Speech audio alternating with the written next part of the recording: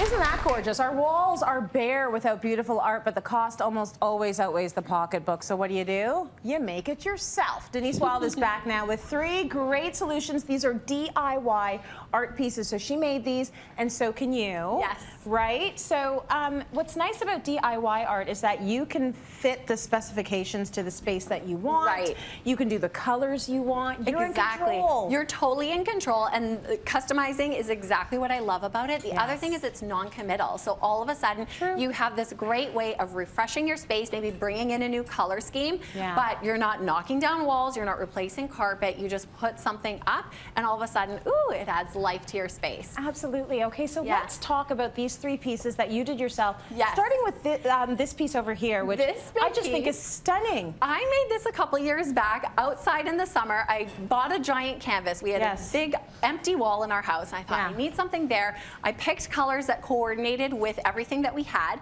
put the canvas outside, and I just started going at it, and I really love the way it turned out. So I'm going to walk you through how to do it, but it's not challenging at all. So how long did that take you? I actually did that in 20 minutes. 20 minutes! That's so good! And it's this huge, beautiful piece. Yes. And it's customized for our house, like you said. Very nice. It's the impact about it that I absolutely love. Exactly, big impact. So when you're doing anything like this, you just want to think about the space and what it needs. Does it need something, you know, kind of more fluid and more abstract, or maybe something very graphic with hard edges? You know, what do you want to add to your space, whether it's color or shape or texture?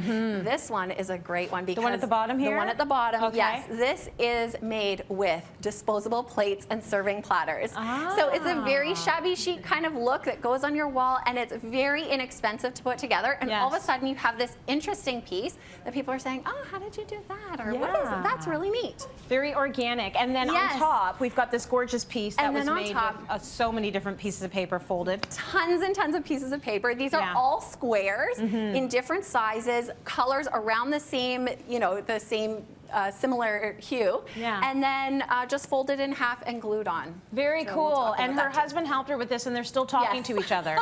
So it's a project you can do. Yes, very nice. Okay, why don't you show us a little bit about how we can actually make this happen in our own homes? Okay, so let's start with that folded paper one. So like I said, these all started off as square pieces of paper, and this is just regular cardstock or scrapbooking paper. You can either use a hole puncher, you can hand cut them, or you can use a craft cutting machine. I varied the size, so I have different sizes and different colors.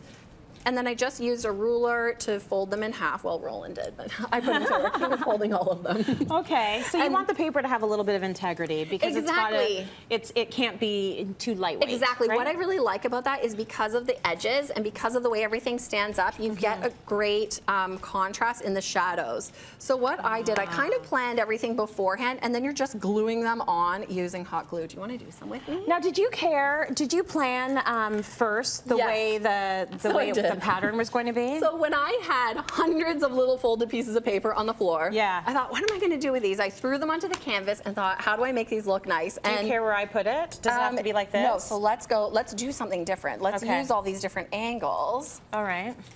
So what I had done is I kind of decided first when I was doing it that I wanted to maintain a similar vertical rise. So I did the one that's on the wall that we were looking at, I had them all going vertically, straight up and down. But these ones, we can follow each angle and kind of create a more box type look with it. Okay, well I think I just ruined that. Oh, you just ruined my box. That's okay. We'll keep on working with it. See, I had a different vision. Here's the thing, you can be your own artist at home, right? That's the thing. You know what? There are no wrong answers. And the thing that I would always say with art, when you're doing your own piece, always take a step back to see what you like. You're the person who's looking at it every day. It really matters what you're happy with. When you feel it's done, it's done. And if you want a little bit more color over here, a little bit more weight over here, some more shapes over here, then you do exactly. You do exactly what you want. So this is what we always say about art on Cityline. Art is an emotional thing. So art can be your children's art from kindergarten. It can be something you created yourself on a weekend, but you have to have an emotional attachment to it. That's exactly because it's in your space, and everything in your space you should absolutely love. So that's very easy. And when you like it, that's all that matters. You're spending your time there. And her husband will come over and fold the paper for you. So that's always good too. I'll send him over. Just call Roland. Okay, so now we're going to do that first really big, beautiful canvas. So let's talk about how to do your own abstract art. If you don't consider yourself a painter, the very first time I did it, I'm not a painter. Yes. But I'm happy with the way it turned out. So what you can start with is a very basic shape and just kind of do stripes. So go through, have a whole bunch of different colors that are all kind of similar, and just start going at it. So same color family, which I think is really lovely because you just get different hues. Yes, so I'll go through, oh, you can see my little, the little spine in the center of the canvas. Oh, that's okay. But we'll play around with all these different tones and then just really kind of go at it. So I would say, you know, wherever you feel like it needs more color, add more color. If you want to make kind of an ombre effect, you can do that as well. You can also add, I'm not spraying you over there. No, I'm good. This kind of looks like a lipstick palette, don't you think? Yes! It looks like lipsticks or foundations or something like that. Use all different size brushes and then add, you know, you can use sponges too to give it a totally different effect. So we can do something like this where we kind of get smaller down here.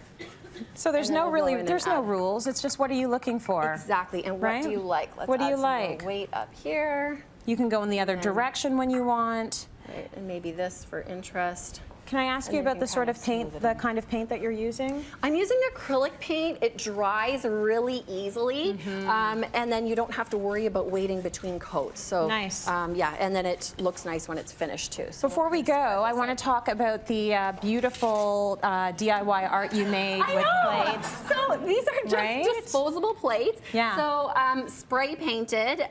You know, kind of plan it out, piece everything out. There's cardboard backing behind it so that it can hang, and then you can add some texture through lace, all that kind of stuff. Cityline.tv for the instructions. Yes. Denise, thank you.